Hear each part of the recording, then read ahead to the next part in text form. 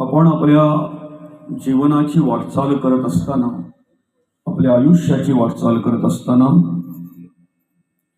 प्रत्येक मनुष्य आपल्याला मिळालेल्या मार्गदर्शनाप्रमाणे, आपल्याला प्राप्त झालेल्या ज्ञानाप्रमाणे, आपल्याला आलेल्या अनुभवाप्रमाणे प्रत्येक जण प्रत्येकाच्या ज्ञानाप्रमाणे, ज्ञानानुसार परमार्थ करत असतो, भक्ती करत असतो, देवपूजा करत असतो. बरं का? प्रत्येकाचे देवपूजेचे प्रकार जरी वेगळे असले, बरं का, प्रकार, देवपूजा करण्याची पद्धत हे सगळं जरी वेगळं असलं तरी प्रत्येकाच्या मनामध्ये मात्र एक विचार असतो की मला मुक्ती मिळायला पाहिजे, मला मोक्ष मिळायला पाहिजे. या ठिकाणी भगवंताचं नामस्मरण करत असताना, भगवंताचं स्तवन करत असताना प्रत्येकाच्या मनामध्ये तोच विचार असतो, मला मुक्ती मिळायला पाहिजे, मला मोक्ष मिळायला पाहिजे. मोक्ष म्हणजे नक्की तरी काय, मुक्त म्हणजे तरी नक्की काय? आम्ही अधिक करून कसला विचार करतोय माहितीये का? मोक्ष हा मेल्यावर भेटत असतो, नाही का बाबा? प्रत्येकाची गैरसमज काय आहे प्रत्येकाचा, की मोक्ष हा मेल्यावर भेटत असतो आणि म्हणून आम्ही अपेक्षा करतो त्या मेल्यानंतरच्या मोक्षाची. बरोबर आहे की नाही? पण आम्ही जर कार्य करत असताना एक विचार केला, संत म्हणतात मोक्ष म्हणजे मोकळा झाला. बरं का? मोक्ष म्हणजे मोकळा झाला किंवा मोकळा केला. आलं का लक्षात? मुक्त म्हणजे काय? ज्याच्याने बांधलेला आहे ना त्याच्याने मुक्त झाला, म्हणजेच मोक्ष, म्हणजेच मुक्त. बरोबर आहे की नाही? आता बांधलेला कशाने आहे त्याच्याने जर मुक्त झाला असं म्हणावं, किंवा ज्याच्याने बांधलेला आहे त्याच्याने मोकळा झाला असं म्हणावं, तर आम्ही सर्वप्रथम विचार केला पाहिजे आम्ही बांधलोय कशाने. बरं का?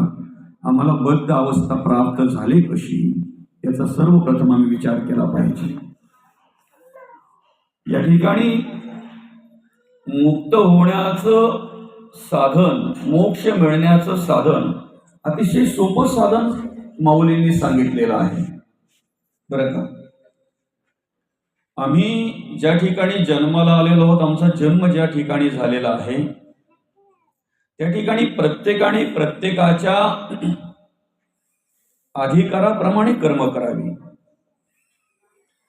वडिलांनी वडिलांच्या अधिकाराप्रमाणे राहिलं, मुलांनी मुलांच्या अधिकाराप्रमाणे राहिलं, आईने आईच्या अधिकाराप्रमाणे राहिलं, ताईने ताईच्या अधिकाराप्रमाणे राहिलं, तर सगळी नाती सुंदर होतात ना, सगळी नाती शोभून दिसतात की ना. आम्ही कशा पद्धतीने राहावं हे विसरलो की नाती सुद्धा गोत्यात येतात. बहिणीचं कर्तव्य काय आहे हे विसरलं की नाती गोत्यात येतात. भावाचं कर्तव्य काय आहे हे विसरलो की नाती गोत्यात येतात. बापाचं आद्य कर्तव्य काय आहे हे विसरलं की मग मुलगा कुठेतरीच जातो. मुलाचं आद्य कर्तव्य काय आहे हे विसरले की आई वडिलांना वृद्धाश्रमात जावं लागतंय. बरोबर आहे की नाही? बरोबर आहे की नाही?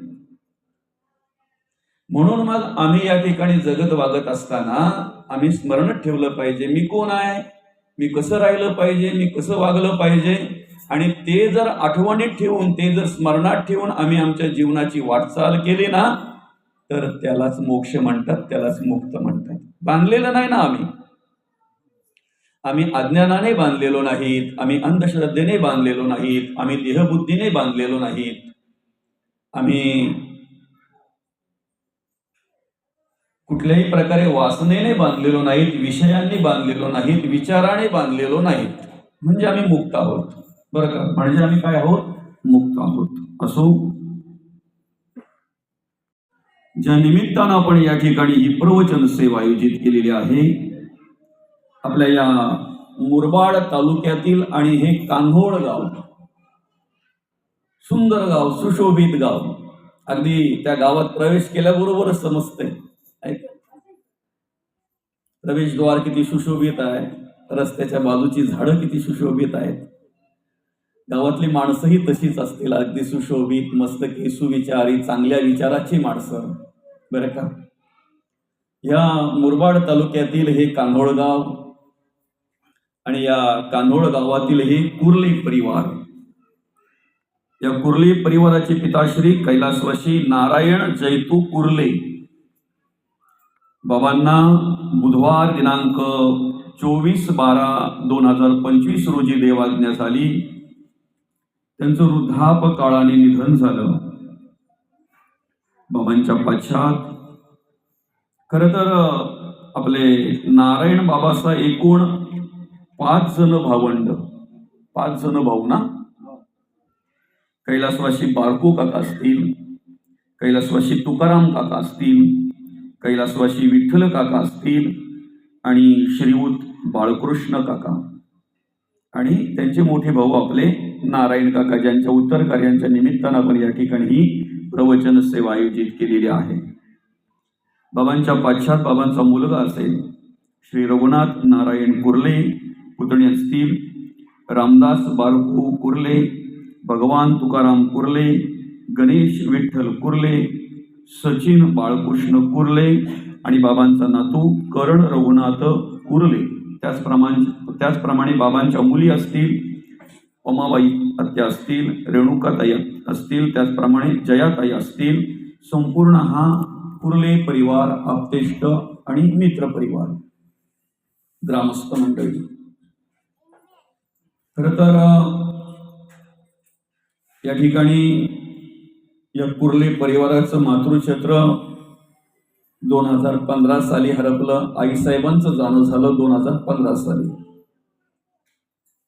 त्यानंतर जवळजवळ आई गेल्यानंतर 10 वर्ष या कुर्ले परिवारातील आपले बाबांचा मुलगा असेल, सून असेल, मुली असतील, भाऊ असतील, संपूर्ण हा परिवार असेल, शेजार धर्म असेल, अतिशय चांगल्या प्रकारे बाबांना माया दिली, बाबांची सेवा केली, बाबांना काय हवं नको ते बघितलं.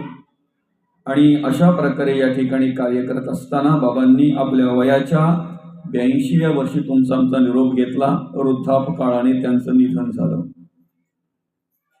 खरं तर बाबा PWD मध्ये कामाला होते, सेवानिवृत्त होते. त्या ठिकाणी प्रामाणिकपणे कार्य केल्यानंतर सेवानिवृत्त झाले आणि सेवानिवृत्त झाल्यानंतर सुद्धा या ठिकाणी त्यांनी अतिशय चांगल्या प्रकारे कार्य करण्याचं काम केलं.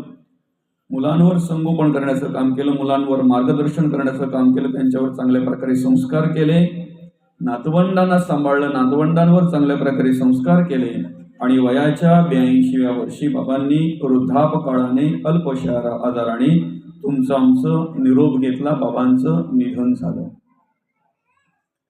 खरं तर या ठिकाणी आम्ही कार्य करत असताना जन्माला घालताना भगवंताने आम्हाला मुक्त अवस्थेमध्ये जन्माला घातलं होतं. बरोबर आहे की ना. जन्माला येताना प्रत्येक जण मुक्त अवस्थेत असतो, प्रत्येक बाळ मुक्त अवस्थेत असते, बरं का. प्रत्येक बाळ मुक्त अवस्थेत असते. जसं जसं तो मोठा होतो ना, जसं जसं त्याला संपर्कात येतात ना ज्याच्या तसं तसं तो बांधला जातो. मुक्त होता परी झाला बद्ध, बरोबर की नाही बाबा. मुक्त होता पण परी झाला बद्ध. मला सांगा, एखादं लहान बाळ असतंय, आता आम्ही ज्या गोष्टींना महत्व देतोय त्या गोष्टींना ते महत्व देतंय का? लहान बाळ जे असतंय, आता आम्ही ज्या गोष्टींना महत्व देतोय त्या गोष्टींना ते लहान बाळ महत्व देतंय? त्याच्या हातात कागदाचा तुकडा दिला तरी पण त्या कागदाकडे कागद म्हणूनच पाहतोय, आणि एखादी 500ची नोट जरी दिली तरी तो त्याच्याकडे कागद म्हणूनच पाहतोय. बरोबर आहे की नाही.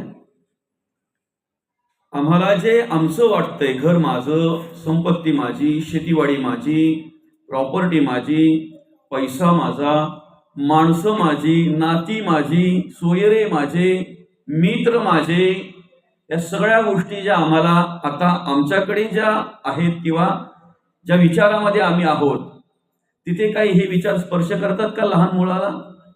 घर माझं म्हणून नाही ना, पैसा माझा, संपत्ती माझी, प्रॉपर्टी माझी. त्याला सांगावं लागतं, ही आई आहे, हे वडील आहेत, हा भाऊ आहे, ही बहीण आहे, हे घर आपलं आहे. ज्या वेळेला थोडंसं मोठा झाला आणि त्याला समजलं ना काही आपलं आहे, त्यांच्या घरातलं एखादं भांड तरी उचला तुम्ही, लगेच ते रडायला सुरुवात करताय ना, माझं माझं म्हणताय ना.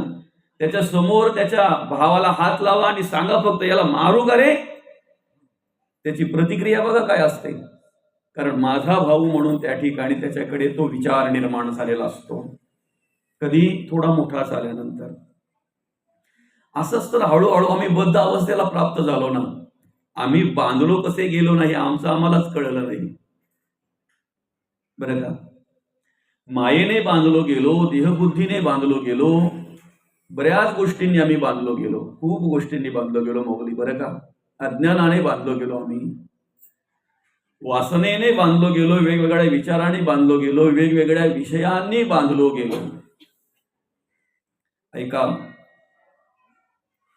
किती जरी मनुष्य कुठल्याही अवस्थेमध्ये जरी बांधलेला असला ना, तरी त्याला मोकळे करणारे फक्त संत. ऐकताय ना? कुठल्याही अवस्थेत जरी मनुष्य बांधला गेला तरी ह्या जगामध्ये त्याला मोकळे करणारे कोण आहेत? बाकी कोण नाही, बरं का. बाकी तुम्हाला वाटत असेल हा येईल ना सोडविल, तो येईल ना सोडविल, हा आपला भ्रम आहे. सोडविना माता, सोडविना पिता, सोडविना तेव्हा माय बाप, सोडविना बंधू पाठीची बहीण, शेजेची कामीन दूर राहे, सोडविना राजा देशीचा चौधरी आणि कसोयरी बली बली. कोणीही नाही, कोणीही नाही. आम्ही कुठल्याही अवस्थेत जरी बांधलो ना, आम्ही कुठल्याही विचारात जरी बांधलो ना, तरी आम्हाला सोडवणारे फक्त संत एकच. बरं, परमार्थ करत असताना हा मी विचार करतो की आम्हाला सोडवणारे फक्त संत आहेत. बांधणारे किती आहेत त्यांचा विचार कधी केलाय का आपण? आम्हाला बांधणारे किती आहेत बरं? काम, क्रोध, लोभ, मद, मत्सर, दंभ, संशय, चिंता, असूया, अद्वया, भावना, कल्पना, इष्णा, वासना, आशा, ममता, तृष्णा. दम लागला म्हणून थांबतो. किती आहे? मोजले आता? मोजले? आम्ही अनेक विचाराने बांधलो जातोय, आम्ही अनेक गुणांनी बांधलो जातोय, आम्ही अनेक कर्मांनी बांधलो जातोय, आम्ही अनेक वासनेने बांधलो जातोय, आम्हालाच कळत नाही. मग एवढ्यांनी बांधलेल्या माणसाला मुक्त करायचं आहे, एवढ्यांनी बांधलेल्या माणसाला मुक्त करायचं आहे. मोक्ष म्हणजेच मोकळा झाला, मोकळा केला. मोक्ष म्हणजेच मुक्त झाला, मुक्त झाला. पुरुषार्थामध्ये मोक्ष हा एक विषय आहे, बरं का. एक पुरुषार्थाचा भाग आहे. मोक्ष हा पुरुषार्थाचा भाग आहे. धर्म, अर्थ, काम आणि मग मोक्ष. पहिला धर्म आहे, नंतर अर्थ आहे, नंतर काम आहे आणि नंतर मोक्ष आहे. मोक्ष शेवटी आहे. या मोक्ष शेवटी आहे. आम्हाला पुढचे 3 जर साध्य करायचे आहेत ना, अर्थ, काम आणि मोक्ष, तर पहिला आम्ही धर्म सोडू नये. काय समजतंय? आम्हाला अर्थार्जन करायचं आहे ना, धर्म सोडू नये. अर्थार्जन करताना ज्याने धर्म सोडला ना, त्यालाही त्या अर्थाचा, त्या संपत्तीचा उपयोग घेता येत नाही आणि त्या संपत्तीवर पोचलेली संततीही त्याला सुख देत नाही. म्हणून अर्थार्जन करताना धर्म सोडू नये. बाबा इथं ठरवून नाही आलो बरं का, मी अमुकच द्याल का, एवढेच द्याल का, आणि ठरवून जातही नाही. माझे मित्र या कानोळ गावातील जावई काकडपाडचे ज्ञानेश्वर दादा कशिवले यांनी संपर्क केला ज्या दिवशी बाबांचं देहावसन झालं त्याच दिवशी संपर्क केला. मला तरी वाटतंय काय नाव यांचं, गणेश झालं का काय, त्यांना माहिती असेल की महाराजांना त्याच दिवशी संपर्क केला तर तारीख मिळेल, नाहीतर मिळणार नाही. मी कोणी मोठा महाराज नाही बरं का, पण ठरवून नाही आलो, एवढा छोटा आहे. कारण आमचा पाहण्याचा दृष्टिकोन काय असतो माहितीये का, जेवढा मोठा पाकिट ना तेवढा महाराज मोठा. खरं की कुठं, जेवढा भाव का येईल ना तेवढा महाराज मोठा. ऐका, तुम्ही जी सेवा करताय ना ती सेवा करत असताना तुम्हाला देवाच्या कृपेने जे प्राप्त होईल ते स्वीकारा. जे प्राप्त होईल ते स्वीकारा. याला म्हणतात धर्म आचरणाने अर्थार्जन करणं. म्हणून अर्थार्जन करताना आम्ही धर्म सोडू नये. आम्ही सरकारी कार्यालये काही अशी पाहतोय, काही ठिकाणी सरकारी कार्यालय बाबा असे असतात की मोठमोठ्या ऑफिसरांच्या पुढे असे टेबल असतात, बरोबर की नाही माऊली, आणि त्या टेबलावर पेपर उडू नयेत म्हणून अशा गोल आकाराचा काय असतंय बरं, पेपर वेट म्हणतात त्याला, बरोबर ना. पेपर वेट असा गोल आकाराचा चेंडू असतो ना, पण तो चेंडू म्हणजे जड असतो, जरा काचेने भरलेला असतो तो. काहींच्या टेबलावरचे पेपर उडू नयेत म्हणून त्याच्यावर वजन ठेवायला लागतंय, पेपर वेट. तर काहींच्या टेबलावरचे पेपर पुढे सरकावेत म्हणून वजन ठेवायला लागतंय, ते पेपर वेट नाही. समजलं. आमचा शेतकरी बाबा एखादा बिचारा एखाद्या पेपरसाठी एखाद्या कार्यालयामध्ये फेऱ्या मारतोय, नाही का, दादा आज दे रे पेपर, मला खूप गरज आहे. तो बोलतो आज मला टाइम नाही, उद्या या. उद्या आल्यानंतर त्याचा दरवाजावर जो द्वारपाल असतो तोच बोलतो आज साहेबांना टाइमच नाही, वेळच नाही, मीटिंग चालू आहे. तिसऱ्या दिवशी गेला, चौथ्या दिवशी गेला, पाचव्या दिवशी तो द्वारपालच बोलतोय बाबा 5 फेऱ्या झाल्या तुमच्या, आता मलाच तुमची कीव आली, आता मीच तुम्हाला सांगतो. साहेबांना काही वजन ठेवलं का तुम्ही? तुमचे पेपर पुढे गेले पाहिजेत ना, मग काही वजन ठेवलं का? त्यावेळेला तो बोलतो मला काय माहिती काय वजन ठेवायला लागतंय ते. काका 500 रुपये साहेबांच्या खिशात टाका, तुमचं आजच्या आज काम होईल. 500 टाकल्याबरोबर लगेच काम होतंय. तेव्हा तो शेतकरी बाबा बिचारा फेऱ्या मारून मारून कंटाळलेला बोलतो हे जर मला पहिल्याच दिवशी माहिती असतं तर 1000 रुपये नुकसान माझं तिकीट खर्चाला का झालं असतं बरं. तुमचा कितीही नुकसान झाला तरी आम्हाला काही फरक पडत नाही, आम्हाला काहीतरी मिळालं पाहिजे याचाच विचार करून जे जगतात ना ते हिंस्र प्राण्यांपेक्षा कठीण आहेत. ऐकताय ना. तुमचं कितीही नुकसान झालं तरी आम्हाला काही फरक पडत नाही, फक्त आम्हाला जे पाहिजे ते मिळालं पाहिजे. असे जे जगतात, असे जे वागतात ना ते हिंस्र प्राण्यांपेक्षा कठीण आहेत. कारण हिंस्र प्राणी आपली भूक भागवण्यासाठी समोरच्याचा जीव जातोय याचा विचार करत नाही. मग मला सांगा यांच्यात ना त्यांच्यात काय फरक आहे? फेऱ्या मारून मारून कंटाळले होतो, बोलतो ना माझा जीव जायला आला पण साहेब काही माझा काम करी नाही. काय काय फरक काय आहे? अर्थार्जन करताना जे आम्ही इमानदारीने इमानीने जे कमवतोय की नाही. कालची माझी स्टेटसची व्हिडिओ अशी होती, युट्यूबला जर तुम्ही दिनेश तारवाडे माझं नाव जर सर्च केलं तर तुम्हाला त्या ठिकाणी पाहायला मिळेल. कुत्र्याने जर बाबा पळवून भाकरी आणली ना, पळवून जर चोरून भाकरी आणली ना तर तो चोरून लपूनच खात असतो. खरं की खोटं आहे? ती खाताना त्याच्या मनामध्ये म्हणजे त्याच्याकडे भीती निर्माण झालेली असते, घाबरत घाबरत खात असतो तो. पण त्याच कुत्र्याला जर आपण समोरासमोर अशी भाकर जर टाकली ना तर तो आपल्या समोर बिनधास्तपणे न घाबरता खात असतो. कारण त्यालाही माहितीये इमानीचं कोणतं आहे आणि बेईमानीचं कोणतं आहे. आम्ही धर्माचरण करत असताना नीतीने जगतोय, नीतीने वागतोय ना, त्यावेळेला बिनधास्तपणे कर्म करत असतो. पण जो धर्म सोडून अधर्माने वागतोय ना, जो अनितीने वागतोय ना, त्याला चोरून गुप्त रूपेच ते कार्य करावं लागतंय. आणि ते कार्य करत असताना त्याच्या अंतःकरणामध्ये, मनामध्ये भीती असते, भय असते. समजतंय? म्हणून चोरून, लबाडी करून, दुसऱ्याचं शोषण करून, देवाने आम्हाला जे दिलंय त्याच्यात पुरं न होता दुसऱ्याचं ओरबडायची वृत्ती जर तुमच्या अंतःकरणामध्ये असेल, तर आयुष्यात तुम्हाला कोणीही सुखी करू शकत नाही, कोणीही सुखी करू शकत नाही. आणि कितीही प्रयत्न जरी केलात तरी आयुष्यात कधी तुम्ही सुखी होऊ शकत नाही. अर्थार्जन करताना आम्ही काय केलं पाहिजे? आम्ही धर्म सोडता कामा नये, धर्म सोडता कामा नये. आता साधं उदाहरण आहे, कान्होळ गावामध्ये माझी पहिलीच फेरी मला तरी वाटतंय. एकदा रात्रीच्या वेळी आलो होतो, एक 7-8 वर्ष झाले असतील मला तरी वाटतंय.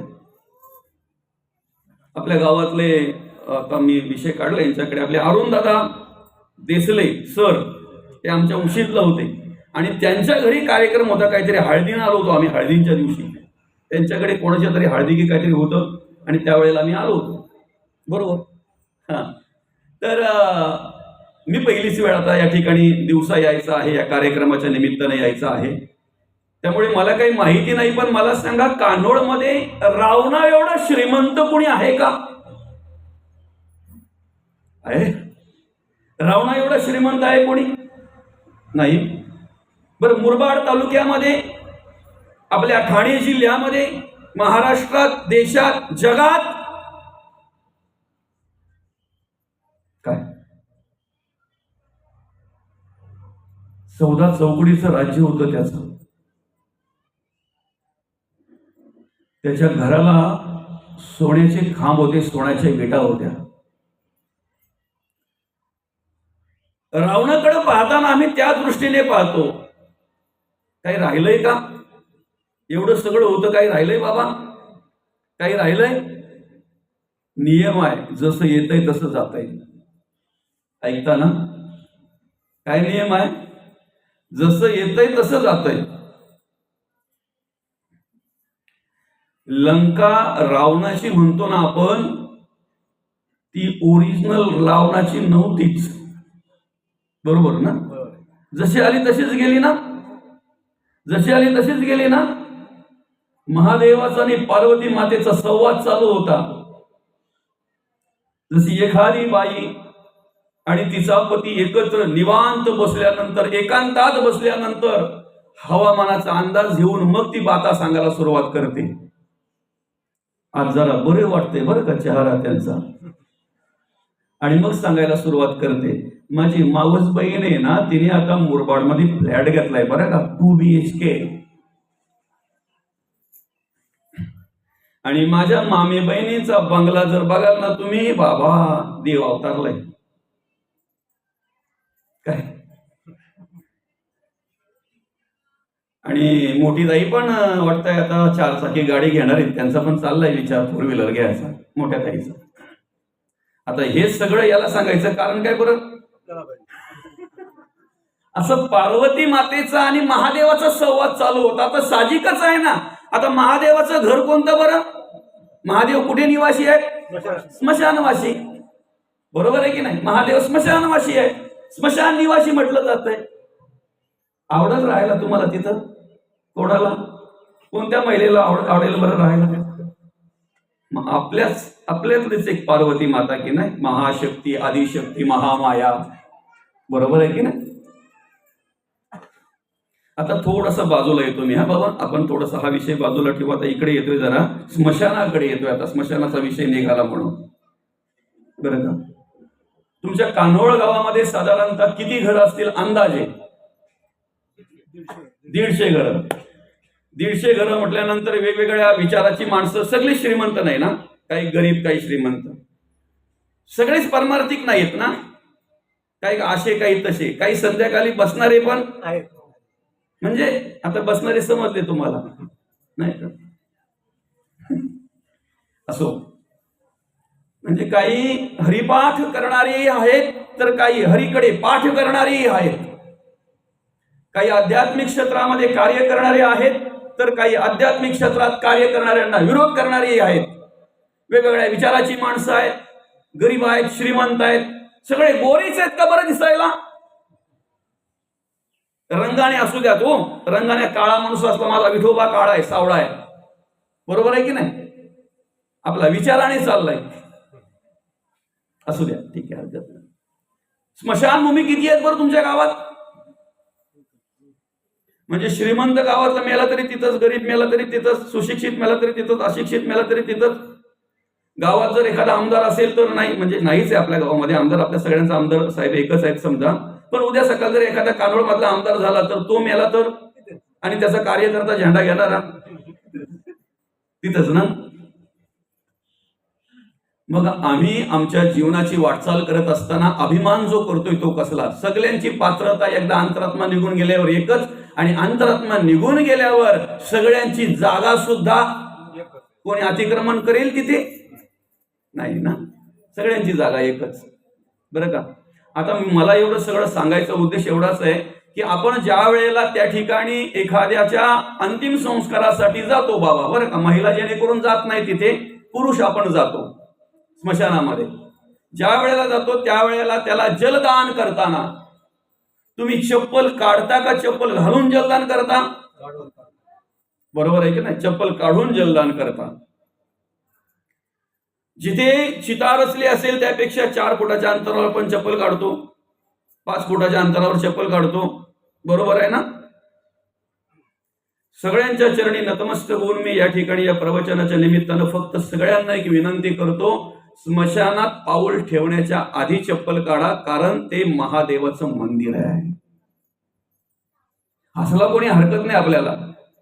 तुम्ही 5 फुटावर तरी चप्पल काढताना अजून 10 फुटावर आधी काढा ना, अजून 10 फुटाच्या आधी काढा, आणि स्मशानात पाऊल ठेवण्याच्या आधी स्मशानाच्या बाहेर चप्पल काढा, आणि मग त्या ठिकाणी चढताना जसं आपण मंदिरात जाताना एक भाव असतो आपल्या अंतःकरणामध्ये, तुम्ही तिथे पाया पडाल तर लोक कदाचित तुम्हाला हसतील, पण हसले तरी हरकत नाही, ज्यांना वाटेल त्यांनी पाया पडा. तिथे चढताना नाही पडलात ना तर कमीत कमी एक मनामध्ये नम्रता ठेवून एवढा विचार करा, एक दिवस मला इथं यायचं आहे,